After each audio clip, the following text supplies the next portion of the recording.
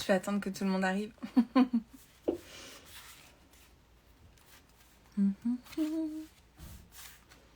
C'est bien.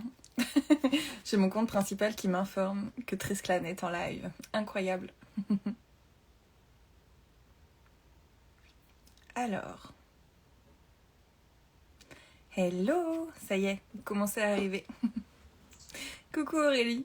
J'espère que ça va bien. Hello. Comment allez-vous? C'est la journée des lives. Je sais pas si vous allez remarquer comme ça, mais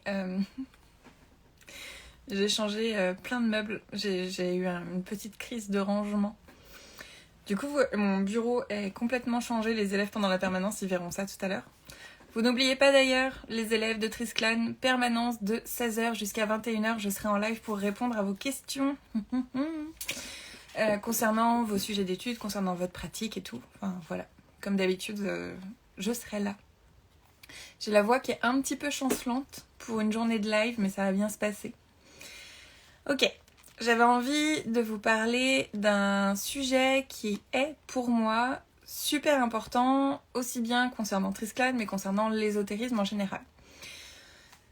Pourquoi j'ai créé Trisclan ? Trisclan, je l'ai créé parce que quand moi j'ai commencé à vouloir pratiquer l'ésotérisme, j'ai toqué à plein de portes pour pratiquer. Et à chaque fois on me disait « les petites meufs dans ton genre, on s'en fiche. Vous êtes là juste pour faire du Harry Potter et compagnie. Et vous n'êtes pas motivés pour le long terme. » Et j'étais là, mais j'étais jeune en plus. J'avais envie de mettre des coups de boule, quoi, en me disant, mais attends, t'es qui pour déjà savoir quelle sera ma pratique sur les années à venir? Et résultat, 9 ans plus tard, je suis toujours là, quoi. Et j'ai toujours voulu participer à quelque chose, j'ai toujours voulu pratiquer en groupe, j'ai toujours aimé la force d'un groupe. Alors ça a ses inconvénients et ses forces comme toujours, mais c'est vraiment quelque chose qui me passionne et qui m'anime, et j'ai longtemps cherché un mentor dans la pratique et j'en ai pas trouvé. Donc je me suis j'ai été chercher dans des livres, j'ai cherché plein de choses. Alors moi je parle anglais, donc c'est beaucoup plus facile pour moi d'avoir accès à plein de choses. C'est pas très bon pour mon budget livre. Mais d'ailleurs dans Trisclan, vous avez des cours d'anglais autour de l'ésotérisme pour réapprendre l'anglais ou pour consolider vos bases. Vous avez 2 cours d'anglais par mois. Vous avez un cours débutant et un cours plus avancé. Donc si vous avez envie de revoir votre passion pour l'anglais, et si vous avez envie de vous faire un petit trou dans votre budget pour des livres supplémentaires, sachez que Trisclan sponsorise vos achats. Mais donc ouais, quand j'ai commencé, j'ai cherché un mentor, j'ai pas trouvé. On m'a claqué un peu des porte-nez en me disant t'es qu'une petite jeune, on veut pas de toi. Et je ne sais pas si vous l'avez remarqué dans mon contenu de manière générale, moi j'aime bien rassembler les gens. Et donc, quand j'ai commencé à vraiment pratiquer, à voir un petit peu tout ça, je me suis dit, ça va manquer quelque part, de pouvoir se rassembler, d'avoir un endroit où on pourrait poser des questions sans se dire qu'on est idiot ou qu'on nous dise bah, « t'as pas cherché sur Google ». Je l'ai dit ça aussi, hein, ça m'est arrivé de le dire en me disant « mais purée, mais arrêtez de me poser tous les mêmes questions ». Mais en même temps, chaque personne l'a posé peut-être pour la première fois cette question-là. Et deuxième point, il n'y a jamais de questions bêtes, mais il y a toujours des questions où on peut répondre soi-même. Et ça, c'est différent. Le thème du live aujourd'hui, c'est comment on pourrait faire un petit peu pour construire le monde ésotérique de demain en France ou dans le milieu francophone. J'aimerais bien savoir de quoi vous rêvez concernant le milieu ésotérique français. Qu'est-ce qui vous passionne? Qu'est-ce que vous avez envie d'expérimenter? Qu'est-ce que vous avez envie de vivre? Enfin voilà, moi c'est vraiment ce qui m'intéresse aujourd'hui et ce qui m'interroge aussi. Je me dis que ça pourrait être cool de le construire ensemble, ce monde-là, puisque bien évidemment je participe à l'ésotérisme français. On a plus de 300 élèves dans l'école de Trisclan, donc vous vous doutez bien que c'est un peu challengeant et que on peut pas tout faire tout seul. Mais il y a plein de gens passionnants dans le milieu de l'ésotérisme. Et donc voilà, j'aimerais bien aujourd'hui qu'on discute ensemble de qu'est-ce que vous avez envie de voir, d'expérimenter, d'incarner aussi, puisque si on a des espoirs concernant l'ésotérisme français, ça commence par soi. Ça commence par notre façon de nous comporter, de parler, d'agir aussi. J'ai fait un tirage en 4 cartes qui est très très intéressant. On va en parler un petit peu ensemble après concernant... je pense que c'est honnêtement... Quand je vois les cartes, je me dis que c'est peut-être mes propres perceptions qui sont là dans ces cartes-là. Mais voilà, j'ai vraiment envie de vous demander, n'hésitez pas à participer, à écrire, ok, de quoi vous avez envie dans l'ésotérisme français, de quoi vous avez envie dans votre pratique, qu'est-ce que vous avez envie d'expérimenter. C'est vraiment sous forme d'échange que j'ai envie de créer ce live-là. Je vois vos petites têtes, mais je vois pas de message. Alors n'hésitez pas si vous avez envie qu'on bavarde ensemble. Au contraire, ça me ferait drôlement plaisir de pouvoir échanger avec vous. Surtout que je fais pas toujours des lives ici, donc c'est aussi l'occasion. Et puis après, je pense qu'on prendra peut-être un petit peu de temps si vous avez des questions autour de Trisklan. J'en profiterai pour répondre. Je prendrai pas un live de trop longtemps puisque on a 5 heures de live cet après-midi avec les élèves. Mais voilà, n'hésitez pas à partager si vous en avez envie. Histoire que je sois pas toute seule à discuter. Donc voilà, c'est vraiment cette idée de qu'est-ce que vous avez envie dans l'ésotérisme, ou est-ce que vous êtes passif aussi, ça peut être aussi ça, vous avez envie que les autres fassent le travail pour vous, ce qui est aussi possible. On a beaucoup de comportements aussi comme ça, je trouve, dans le milieu de l'ésotérisme. En France, on a des personnes qui ont pas forcément envie d'agir, mais qui ont envie que les autres le fassent. Et je trouve que c'est un petit peu anti-sorcière. Je sais pas si je m'exprime très bien. La voie de la sorcière, la pratique sorcière, c'est une pratique où on reprend le pouvoir quelque part. Alors, beaucoup le confondent parfois avec cette idée de souveraineté qui est encore autre chose, mais le principe de la sorcellerie, c'est de modeler sa réalité physique grâce au monde invisible. Il y a Luc qui nous dit de trouver des choses autour de la magie en tant qu'urbain, plus de liens aux technologies aussi. Ok. Et d'un point de vue plutôt... on va dire, interaction aussi, les uns avec les autres. Moi, c'est plutôt comme ça que je le voyais, le milieu de l'ésotérisme. Ok, comment on construit le milieu de l'ésotérisme français? Si on écoute ce que Luc vient de nous partager ici, d'ailleurs, merci beaucoup Luc, on a cette idée d'avoir aussi une acceptation finalement d'une magie urbaine, d'avoir une magie assez contemporaine aussi, plus que moderne, puisque la sorcellerie moderne, en fait, ce qu'on appelle... sorcellerie moderne, ça date des années 60. C'est comme en art. En art, vous avez des noms. Par exemple, l'art moderne, c'est pas l'art d'aujourd'hui. Et bien en ésotérisme, c'est pareil. On va avoir aussi cette idée de plus de liens aux technologies, comme le disait Luc. Donc ça voudrait aussi impliquer une ouverture aussi sur tout ce qui va être peut-être jeux vidéo ou aussi composants électroniques.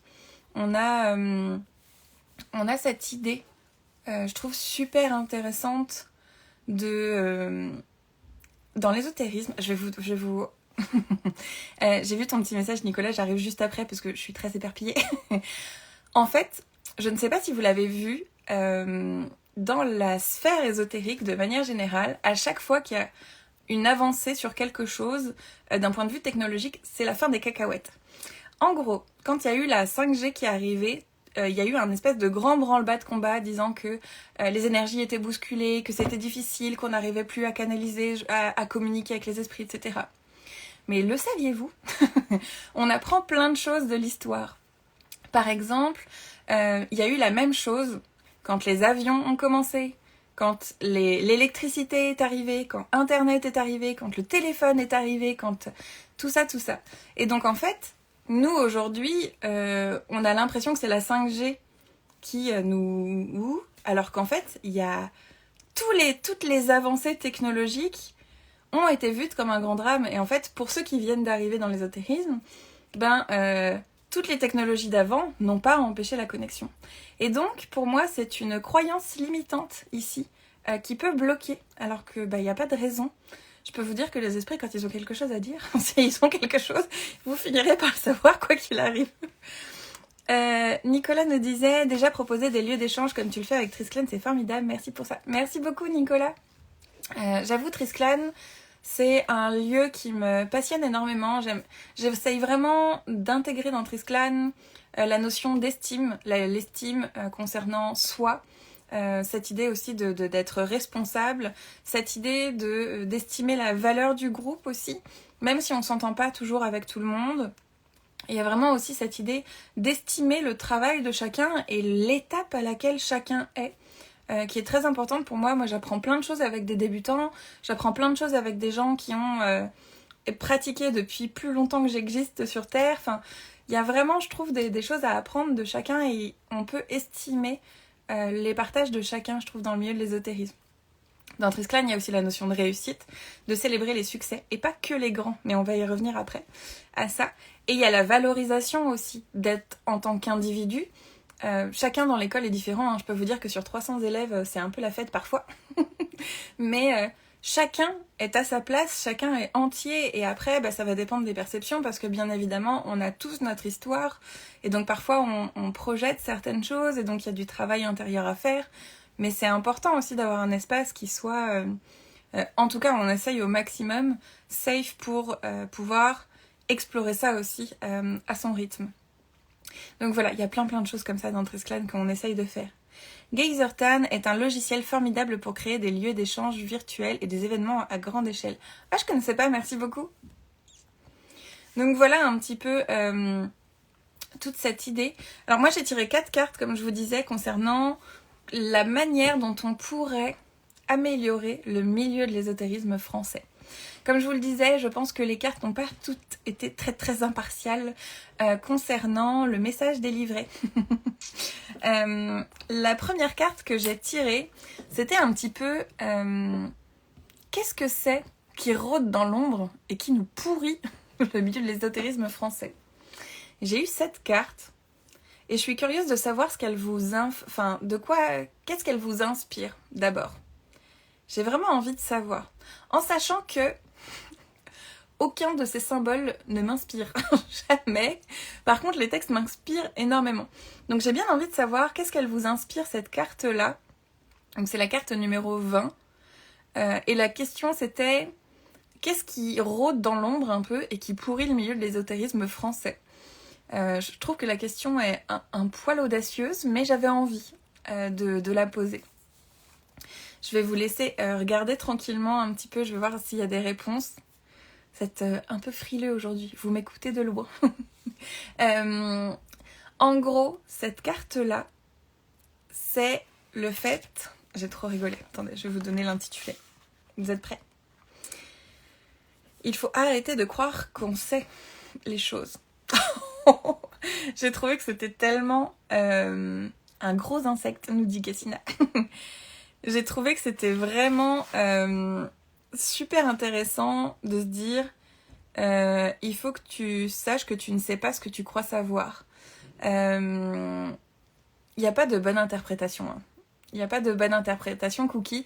Justement, c'est pour ça que j'aime bien travailler avec cet oracle, même si, je dois avouer, à chaque fois, je me dis « Ah tiens, c'est marrant, ça ressemble un peu à ça », puis on me dit « Hé hé, ça n'a rien à voir ». Mais c'est bien de s'entraîner, moi je trouve justement. Il y a plein d'outils comme ça parfois où je comprends pas tout. Hein. Mais ça fonctionne très bien. Et parfois, ça c'est important. Donc comme je le disais, j'ai tiré la carte un petit peu de qu'est-ce qui rôde dans le milieu de l'ésotérisme français et qui nous pourrit un peu la vie et qui nous permettrait, si on l'identifie, de voir comment améliorer la situation. Et donc c'est le fait de you don't know but you think you know. Donc en gros tu ne sais pas mais tu crois savoir.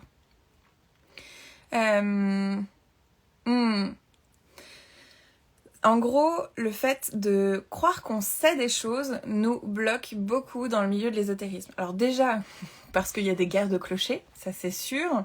Et puis en plus, comme le dit très bien Aurélie, qui est aussi élève de Trisclan, ça boucle avec la proposition de Luc et les idées juste avant. On sait que la 5G va empêcher les communications, et pourtant... Il y a plein de choses qu'on croit savoir concernant la sorcellerie, concernant la spiritualité de manière générale. Et ça demande beaucoup de discipline et de déconstruction parfois, de justement exploser un peu nos croyances et voir si ça fonctionne encore ou pas. Exactement. Je vais sans doute vous éternuer dessus d'ici quelques secondes, je m'en excuse d'avance. Ouh.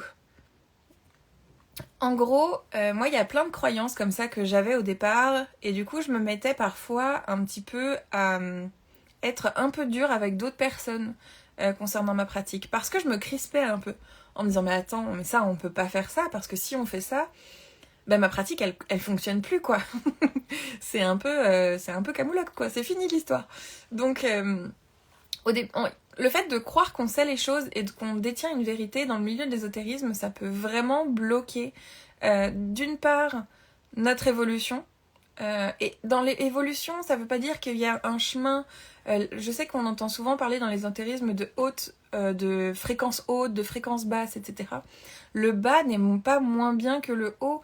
En fait, c'est vraiment des hiérarchisations humaines qui sont faites comme ça. On aurait pu se dire, il y a la gauche et la droite, par exemple, ou des choses comme ça.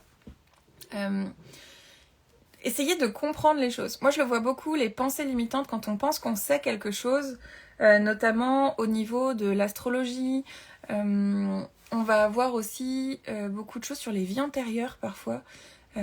Parfois, j'ai du chagrin, honnêtement, pour certains dans le milieu de l'ésotérisme, mais c'est leur chemin et je respecte leur choix et leurs croyances. J'ai déjà observé, par exemple, des personnes qui disaient que dans leur thème astral, par exemple, il n'y avait pas de place pour l'amour, alors du coup, ils seraient toujours malheureux en amour. Cette croyance, elle est déterminante pour tellement de choses, en fait. C'est pareil si, je sais pas moi, dans une vie... vous étudiez les vies antérieures, vous êtes... très réceptif, vous sentez qu'il y a quelque chose qui bloque, par exemple au niveau du travail, et quelqu'un vous dit, dans une vie antérieure, t'as été, je sais pas moi, marchand d'esclaves, et donc tu vas souffrir toute ta vie au travail. Si vous intégrez cette vérité-là, ça peut être super destructeur en fait dans le milieu de l'ésotérisme. Donc, je crois qu'il faut, et encore une fois, hein, c'est aussi mon interprétation personnelle de cette carte-là, donc la carte c'était, je le rappelle...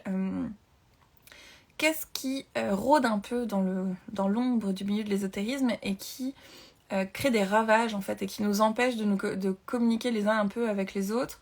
Il y a vraiment cette idée que... donc la carte que j'ai tirée, c'est la numéro 20 de l'oracle des vérités cachées. Il s'appelle en français, mais là il s'appelle le blind spot en anglais. Et c'est vraiment l'idée que... les informations que l'on pense détenir comme une vérité dans le milieu de l'ésotérisme ne sont pas des vérités. Les élèves d'Antris Clan, comme je vous le disais, il y en a 300. On n'a pas tous les mêmes croyances, on n'a pas tous la même vision de la pratique, on n'a pas tous la même vision de la sorcière, de l'ésotérisme. On a des personnes qui ont aussi des perceptions qui sont complètement opposées aux miennes dans leur pratique, dans leurs outils. Ça remet pas en cause ma pratique personnelle et au contraire, je vais pouvoir leur apporter une vision différente dans leur pratique et les élèves vont pouvoir aussi s'entraider sur certains sujets. C'est important de pouvoir ouvrir justement les possibilités et de se rappeler que quelque part, les mots qu'on met, les protocoles qu'on met en sorcellerie, on fait du mieux qu'on peut en fonction de notre propre expérience. Et donc, ça se trouve, quelqu'un qui fait quelque chose complètement différent de nous obtiendra le même résultat parce que c'est sa façon de voir et son protocole. Donc ce sont les mots qui nous séparent et pas les expériences. Le jour où j'ai réalisé ça, ça m'a libérée d'un poids énorme. Ça pose de vraies questions sur l'éthique, nous dit Nicolas. Ouais, tout à fait. En fait, dans le milieu de l'ésotérisme, il y a beaucoup de personnes qui se déchargent aussi, je trouve, en disant « Non mais moi j'ai canalisé les choses, t'en fais ce que tu veux après ». Mais je pense qu'on a vraiment une responsabilité aussi de la manière dont on gère nos programmes, dont on gère nos espaces. Bien évidemment, aucun programme, aucun espace ne sera jamais parfait. Mais on peut faire au mieux, en tout cas. C'est déjà pas mal. Mayu nous dit, il faut réussir à rester ouvert et si on reste sur ce qu'on sait, on peut passer à côté de plein de choses. Exactement. Ce qui est bien, c'est justement d'avoir tout et son contraire, on s'enrichit comme ça. Exactement. C'est pour ça que dans Trisclan, on a un conférencier par mois On a une conférence sur des sujets complètement différents les uns des autres, avec plein de personnes différentes, parce que j'apporte une vision dans les cours. J'apporte qu'une seule vision. Alors bien évidemment, j'essaye de sourcer les choses, j'essaye de vous donner une vision assez neutre, même si par exemple... Bonjour. Bien évidemment, il y a des points de vue où je suis pas neutre. Moi, j'ai été en coven traditionnel de Wicca pendant 2 ans, donc j'ai pas une expérience neutre sur ces points-là. J'ai pratiqué la Chaos Magic, je pense, voilà, on peut dire ça. Sur les 8 dernières années, j'entame ma 9e année de pratique. C'est pareil, je suis pas neutre concernant l'expérience de la Chaos Magic que j'ai faite. Le paganisme non plus, j'expérimente le paganisme. Mon paganisme, il est très communautaire, il est tourné vers les dieux, faire l'étude de soi, un peu la nature, mais pas beaucoup. Ce qui va aussi influencer ma pratique.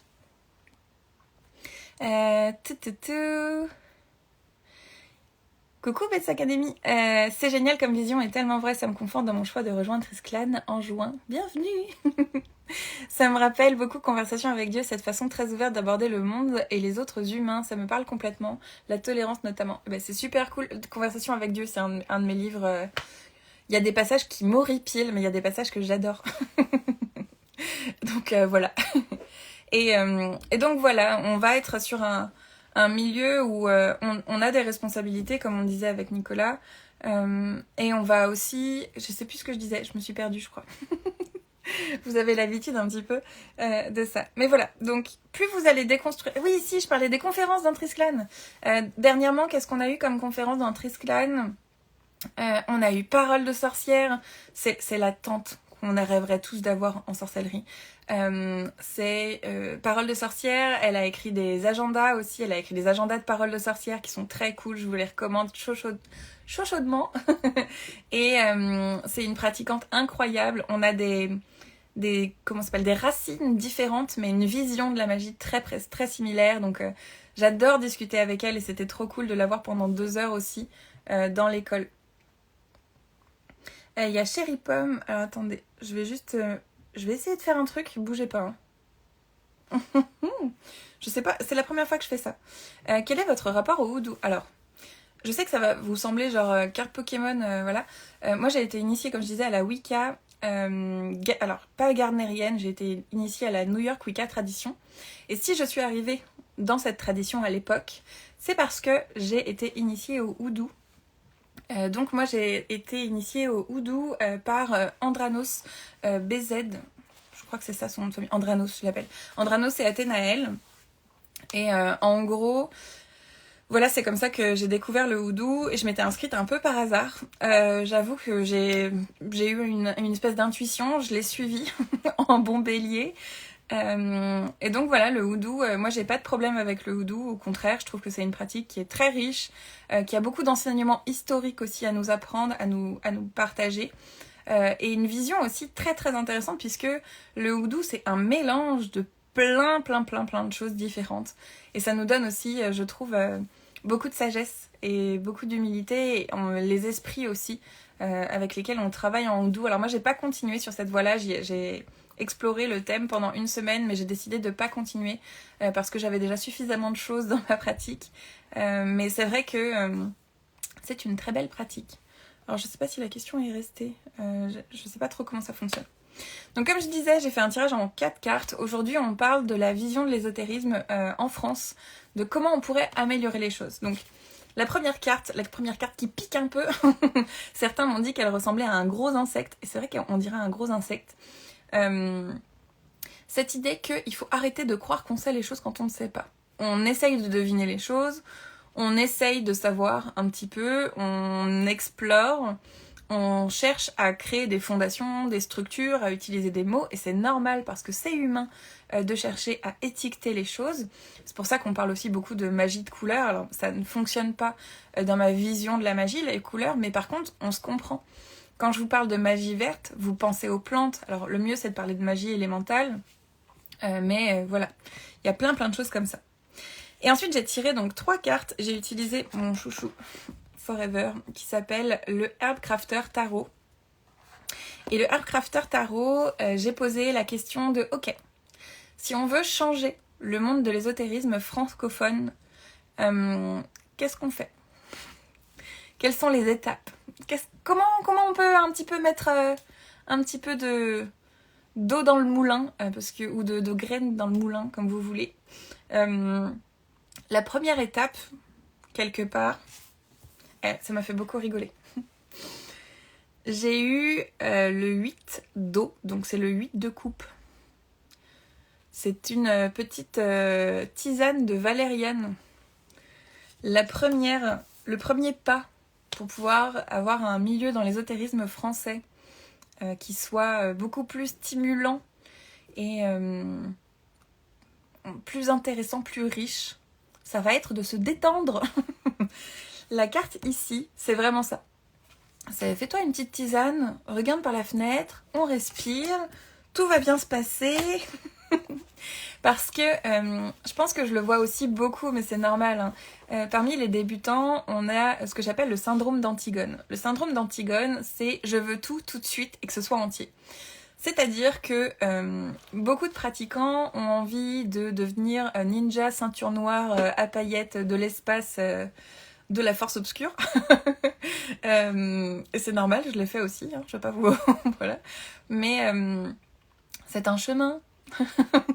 C'est un chemin, il faut être un petit peu patient. Il faut être un petit peu patient et en même temps, faites-vous plaisir, quoi. C'est-à-dire que si vous avez envie d'étudier 10 000 sujets pendant votre mois, il faut que vous preniez le temps. Mais ça se fait aussi.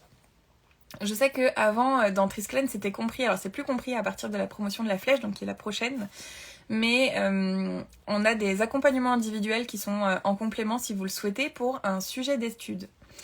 Dans le sujet d'étude, clairement, on va explorer certaines choses ensemble. Et je sais que l'un des points intéressants, et vous n'êtes pas obligé de le faire en accompagnement individuel avec moi, le sujet d'étude. Vous pouvez le faire de votre côté, on vous donne tout ce qu'il faut, toute la structure, tout ce que vous voulez, comment faire un plan, comment... Je sais que j'ai beaucoup d'élèves qui viennent dans Triskelen pour de la méthodologie. Quand vous rentrez dans Triskelen, que vous preniez les accompagnements individuels ou non, dans les prochaines promotions, on vous donne comment définir votre sujet d'étude, comment faire le plan de votre sujet d'étude. Voilà, il y a tout ce qu'il faut. Et si vous voulez, vous pouvez poser des questions pendant la permanence où je suis avec tous les élèves comme cet après-midi. Je suis en live de 16h jusqu'à 21h. Pour répondre à toutes les questions des élèves concernant leur pratique ou autre. Enfin, le but, c'est vraiment d'échanger et de vous faire profiter aussi bien de mes connaissances que de ma pratique personnelle. Donc, aujourd'hui, je vois beaucoup de pratiquants qui ont tendance à survoler plein de choses parce qu'ils ont envie de tout voir tout en même temps. Il y a vraiment cette idée de bouillon un petit peu qui est parfois, je pense, un peu fatigante pour eux. Pour les débutants, et quand je parle de débutants, j'aime pas parler de baby witch parce que le principe d'un bébé, c'est d'être complètement dépendant de l'extérieur, alors que vous êtes des personnes pour qui j'ai un profond respect déjà, et je crois totalement en votre capacité en vous pour pratiquer.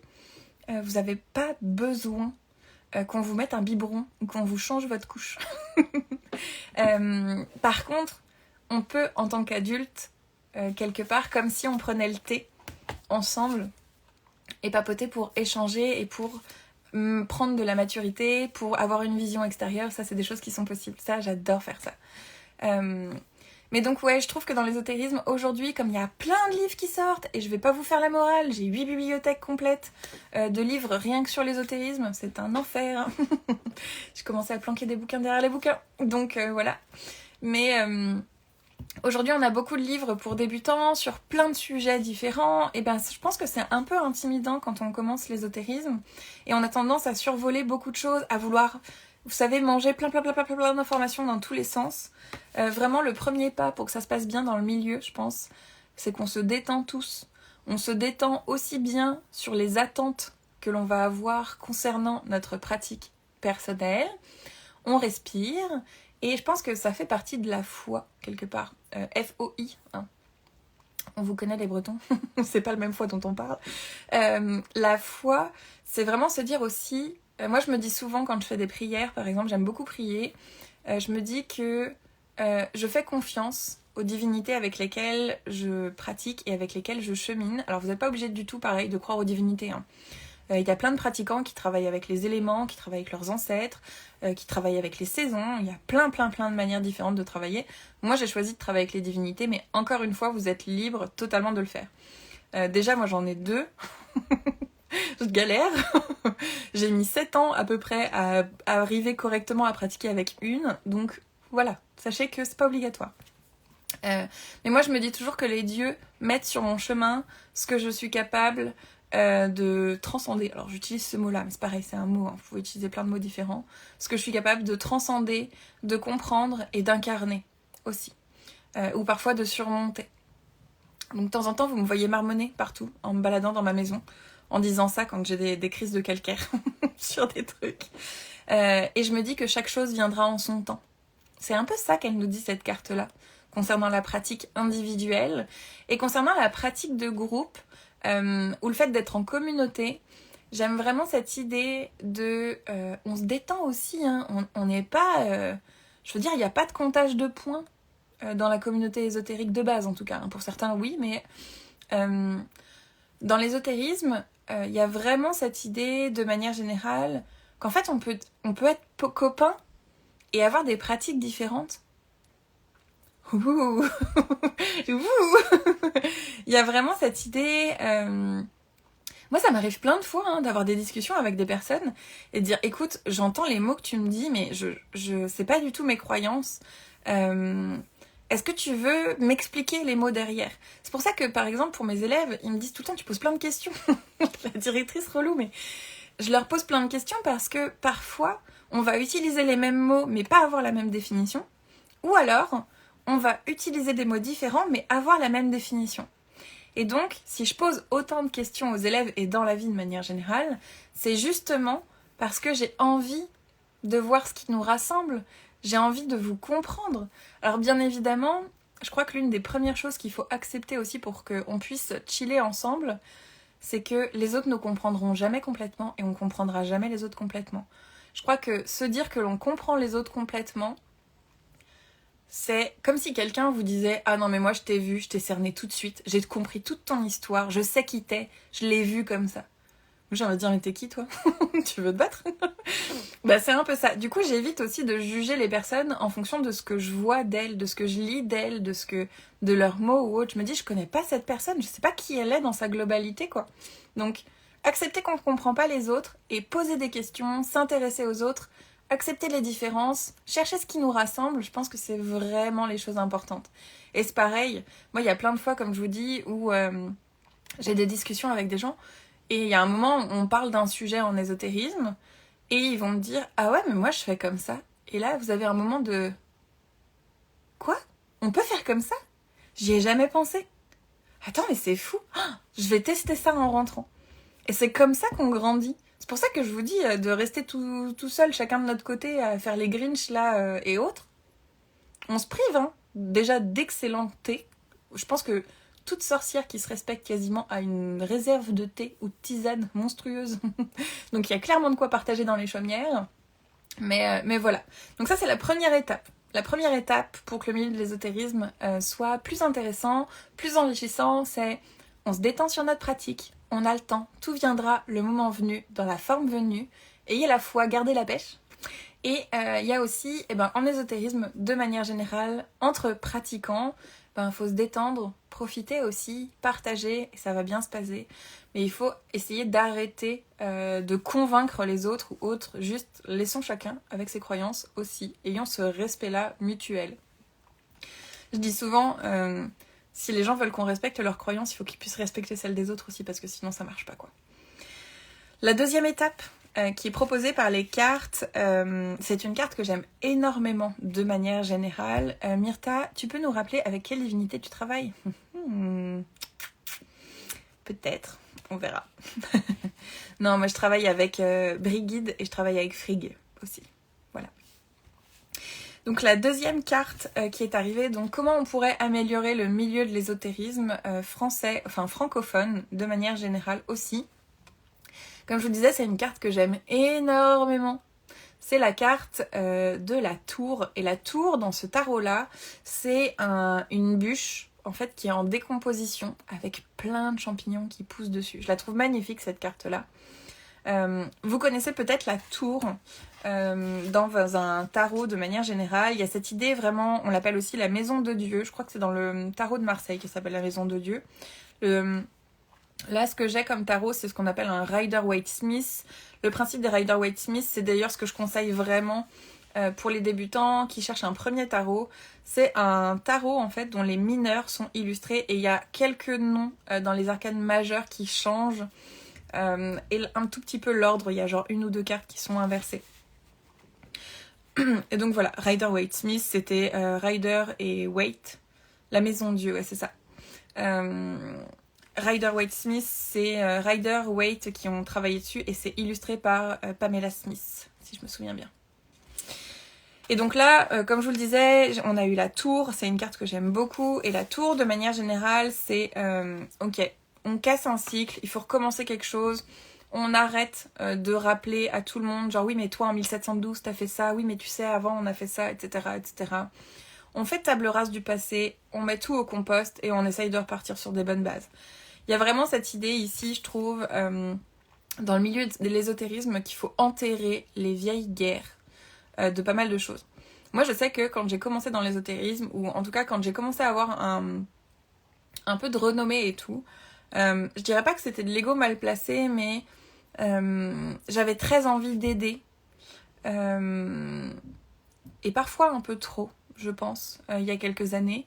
Et je voyais par exemple des personnes plus jeunes que moi arriver dans le milieu de l'ésotérisme. Et je me disais, mais attends, elle va parler de ça, mais attends, mais comment ça va se passer et tout. Alors qu'en fait, enfin, en quoi déjà ça me regarde. Et puis en plus, enfin voilà, pourquoi, enfin, je sais pas si vous voyez ce que je veux dire, mais il a fallu que je me réaligne en me disant, mais chacun parle de ce qu'il veut dans l'ésotérisme, et donc je me suis aussi réalignée, recadrée, vous l'appelez comme vous voulez. Et en fait, j'ai laissé chacun être ce qu'il voulait. Et j'ai vraiment cette image dans l'ésotérisme que on sera toujours le jeune con de quelqu'un. On sera toujours le jeune con de quelqu'un. Par contre, c'est à nous de choisir si on veut être le vieux con des autres. Et c'est à ce moment-là où je me suis dit, je suis en train de tourner d'un... Je fais pas du bon vin là, je suis en train de faire du vinaigre. J'aime bien le vinaigre aussi, mais c'est autre chose. Et donc je me suis vraiment reposée, j'ai travaillé sur certaines choses. Et donc je pense que vraiment il y a cette idée dans le milieu de l'ésotérisme de mettre au compost les vieilles habitudes, les vieilles rengaines, les vieilles guerres, de se dire ok, on va construire quelque chose, on verra bien ce que c'est, mais il est temps de quand même, parce que le principe de la tour c'est on met pas tout à la poubelle. C'est pas ce que j'ai dit. Dans l'ésotérisme, il y a des bases, il y a plein de livres qui sont des enseignements, qui sont des fondations et qui sont hyper importantes, qui ont construit l'ésotérisme d'aujourd'hui, qui sont... Enfin, il y a des ouvrages, quelque part, on peut pas y passer à côté. Certains pourraient, sur certains thèmes, etc., en fonction de sa pratique, mais il y a quand même des bases en ésotérisme qui sont hyper importantes, et c'est pareil. Je suis pas en train de vous dire qu'on met toutes les traditions ésotériques à la poubelle. C'est pas du tout ce que j'ai dit. Au contraire, je pense qu'il est important de leur donner une nouvelle vie aussi, de fraîcheur, d'arrêter de les cacher aussi quelque part. Je veux pas dire qu'on est obligé tous de créer des comptes TikTok de toutes les traditions françaises ou dans le milieu francophone, mais je vois tellement de traditions disparaître parce que personne n'en parle, parce qu'il faut que ce soit une poignée d'élus. Moi, je trouve que c'est dommage. Et donc la dernière carte que j'ai eue, que j'ai pas eu le temps de regarder puisque j'ai bavardé un petit peu trop avec vous tout à l'heure par message. J'étais avec une élève en train de travailler sur quelque chose. C'est la carte du 6 d'air. Je trouve que c'est une super jolie carte en plus avec des plein de plumes et quelqu'un qui est en train d'écrire. On nous parle d'introspection. Ouh, le vilain mot. Ouh, celui-là il pique. Et on nous parle d'introspection en solitaire. Ici, on nous dit questionne tes préjugés.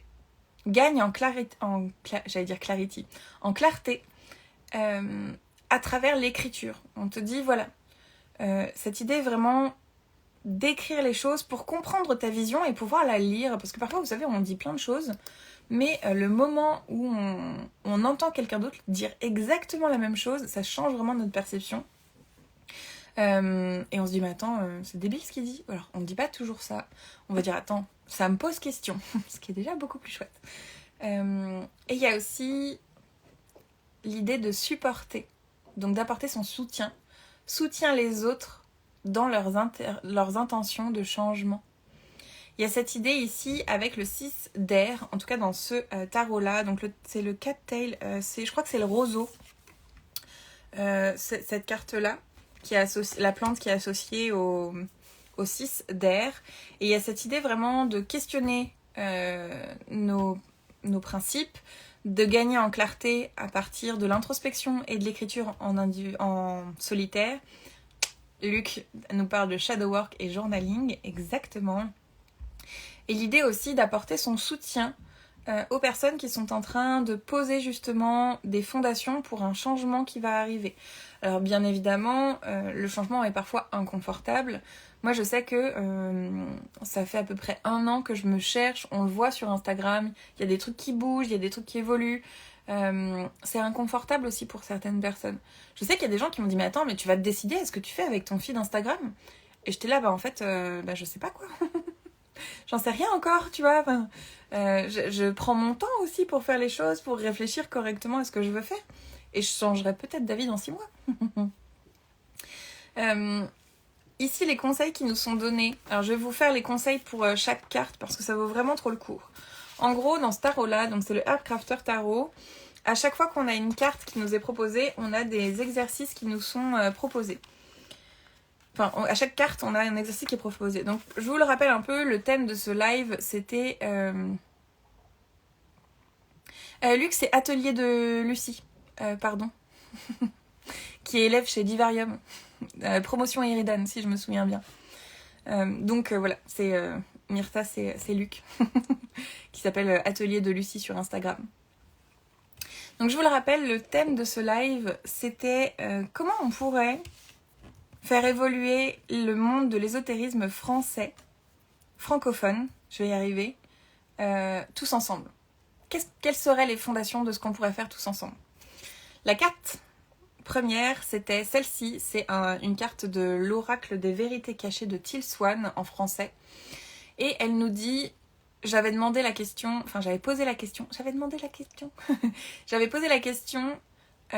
qu'est-ce qui rôde un peu dans le milieu de l'ésotérisme, dans l'ombre, et qu'il est temps un petit peu de mettre en lumière et de mettre à la poubelle quelque part.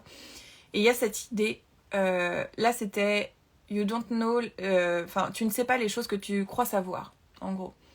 Donc arrête d'essayer toujours de dire oui mais moi je sais, tu ne sais pas. Donc ça c'est la première chose. Les sachants ne sachent pas. La première carte, la première étape pour pouvoir faire évoluer le milieu de l'ésotérisme francophone, c'est le 8... Non, c'est quoi 8, oui, c'est ça. 8 of Water. Donc, c'est une carte. Donc, c'est le 8 d'eau qui est sorti en premier. Donc, celle-ci, c'est la première étape qui nous est proposée. Et on nous dit, par exemple, vous pourriez... Alors, vous faites attention, parce que là, du coup, c'est en rapport avec les plantes qui sont utilisées dans le livre. Faites attention aux contre-indications, aux médicaments que vous prenez, si vous êtes une personne enceinte ou quoi que ce soit. C'est vraiment important. Quelqu'un qui vous dit que toutes les plantes sont safe à utiliser, c'est quelqu'un qui ne connaît pas le sujet. En général, il y a au moins à chaque fois un sujet où la plante, elle n'est pas bonne à prendre. Donc, faites attention à vous. Ici, on nous dit, faites une tisane de valériane pour un sommeil profond et ressourceful. Donc, c'est le ressourçant. Restful, pardon. On nous propose aussi de prendre avec nous une racine de valériane dans un sachet sortilège ou quelque chose comme ça pour apaiser l'anxiété aussi et le fait de s'éparpiller un petit peu. On vous parle d'un moment d'une retraite personnelle. Créez-vous un moment de retraite personnelle. Alors, ça peut être... Ici, on nous dit « Even a staycation can be rejuvenating. » Venating. Ah là là, cet accent. Je le comprends très bien l'anglais, mais je le parle pas très bien. Enfin, j'ai un accent catastrophique, très oui-oui baguette, quoi. En gros, on nous dit ici, même si par exemple, vous allez par exemple, dans un petit bungalow de camping pour 3 jours, pour vous donner du temps pour vous, c'est parfait. Et ça peut vous donner aussi un nouvel élan. Donc, c'est vraiment cette idée de créer quelque chose de différent, de vous donner un espace pour vous. Ça peut être, par exemple, aussi, je sais pas moi, prendre une journée dans un café. Moi, j'aime bien faire ça. Ça peut être aller dans une librairie aussi ou dans une bibliothèque étudier. Voilà, donnez-vous un moment juste pour vous, pour tout va bien. Voilà. La deuxième carte qu'on nous a proposée, donc c'était la tour. Donc c'est la tour, on est sur des champignons avec du compost. Elle est trop belle cette carte. Et c'est ce qui nous est proposé, c'est un travail d'écriture. Notamment à propos des difficultés que vous rencontrez dans le milieu de l'ésotérisme. Donc on est quand même sur une idée de journaling aussi ici. Écrit par rapport aux obstacles auxquels tu fais face. Et ensuite, tu peux... Writing beneath... et ensuite, tu peux glisser ton message. Alors, vous faites attention au papier que vous utilisez et vous faites attention aussi à l'encre que vous utilisez. Et ensuite, tu peux enterrer ton message dans une bûche en décomposition avec des champignons dessus. Là, c'est ce qui nous est proposé comme premier exercice. Ensuite, on vous propose, encore une fois, faites attention aux prescriptions, etc. Je ne maîtrise pas du tout le sujet, donc vraiment faites attention. N'hésitez pas à demander à votre pharmacien et même à votre médecin d'avoir 2 avis, c'est quand même toujours mieux. Parce que les pharmaciens, c'est pareil. Voilà, faites attention, ils ne savent pas toujours tout. C'est souvent plus des commerciaux que des personnes dans le médical. Sachez-le. En gros, on vous propose aussi de travailler, d'avoir un boost d'énergie, de changer un peu vos perspectives en prenant notamment un mélange de champignons qui est censé avoir un effet sur la santé entre le reishi, R-E-I-S-H-I, ou le chaga, C-H-A-G-A. Je connais pas du tout, je prends pas du tout ce genre de truc, mais voilà. Et troisième point, on vous propose aussi de découvrir quelque chose de nouveau et de prendre un cours de reconnaissance des champignons.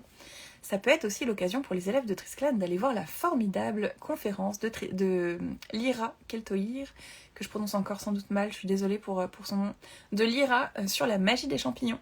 C'est un très bon point aussi si ça vous intéresse. Et son grimoire aussi de magie des champignons, ou magie forestière, je ne sais plus. Je vous le conseille vivement. Et enfin, la dernière étape qui nous est proposée, c'est le 6 d'air, donc c'est le roseau qui nous est proposé ici. On vous propose de faire un atelier de création de papier avec du roseau et d'écrire dessus. Donc de fabriquer du papier et d'écrire avec du roseau, d'écrire sur du papier à roseau. Et ensuite, on vous dit aussi d'écrire un message à votre guide, à une entité en tout cas auquel vous avez confiance, de déposer des mots et de le brûler en fait en priant. Ah ouais, c'est ça, ok. C'est ça, potentiellement pour quelqu'un que vous avez perdu. On nous parle de... Ouais, je pense que c'est guide spirituel ou quelque chose comme ça. C'est Holy Helper, donc une aide spirituelle ou quelque chose comme ça. Ici, il y a l'idée vraiment d'écrire un message en gros ou une demande, ce que vous avez sur le cœur à un guide et après de brûler le papier en émettant le souhait du coup que ça aille vers cette personne-là ou cette entité-là. Et enfin, on vous propose de vous rassembler. C'est quand même génial, je trouve, de finir sur un rassemblement, de rassembler des copains et copines pour la nouvelle lune et de travailler ensemble justement sur les promesses que l'on souhaite cultiver pour le prochain cycle lunaire à venir. Je trouve ça très beau de finir ce live justement sur cette idée de construire quelque chose ensemble, de s'entraider aussi. Je suis très émue, j'avoue là. Je vais essayer d'être... J'ai toujours pas de mascara waterproof. Les élèves de Trisclan, vous me... voilà. Mais voilà un petit peu ce que j'aimerais vous proposer, moi, dans l'ésotérisme français, francophone. puisque je n'oublie pas nos copains belges, suisses, canadiens et autres, parce qu'en plus on a des élèves de partout dans le monde dans notre Trisclan. On a des élèves, comme je disais, en Suisse, Belgique, on en a aux Pays-Bas, en Allemagne, c'est que des francophones. Hein. On en a en Californie, on en a en Arizona, on en a en Irlande, en Corse aussi, je crois. C'est fou, non? donc voilà, on a plein de copains qui vous attendent pour la prochaine rentrée de Trisclan, si vous avez envie de construire ce monde avec nous, en tout cas. Et de jouer un peu un rôle dans cette évolution, en tout cas de l'ésotérisme francophone, puisque c'est vraiment pour ça que j'ai créé Trisclan aussi. Je vous remercie d'avoir participé, je vous remercie aussi d'avoir été présent pendant ce live. Je laisserai en replay si bien évidemment Instagram est coopératif. Et puis, je vous dis à très bientôt. Si ce live vous a plu et que même vous avez envie, pourquoi pas, qu'on fasse des lives comme ça sur des sujets un petit peu de temps en temps, peut-être pas une fois par mois, hein. On va pas déconner. Mais voilà, ça peut être une opportunité aussi. Les élèves de Trisclan, je vous retrouve en live. Bien évidemment, vous faites comme d'habitude. Hein. Je vous retrouve en live cet après-midi pour la permission de cet après-midi. Donc c'est 16h, 21h. On est en live pendant 5 heures. Vous venez quand vous voulez, vous posez vos questions quand vous voulez. N'hésitez pas à les mettre dedans l'espace questions de la permanence, si jamais ce n'est pas encore fait. Et je vous dis à cet après-midi, merci. Et puis je suis très très contente de vous avoir comme élève aussi, je vois vos petites têtes là.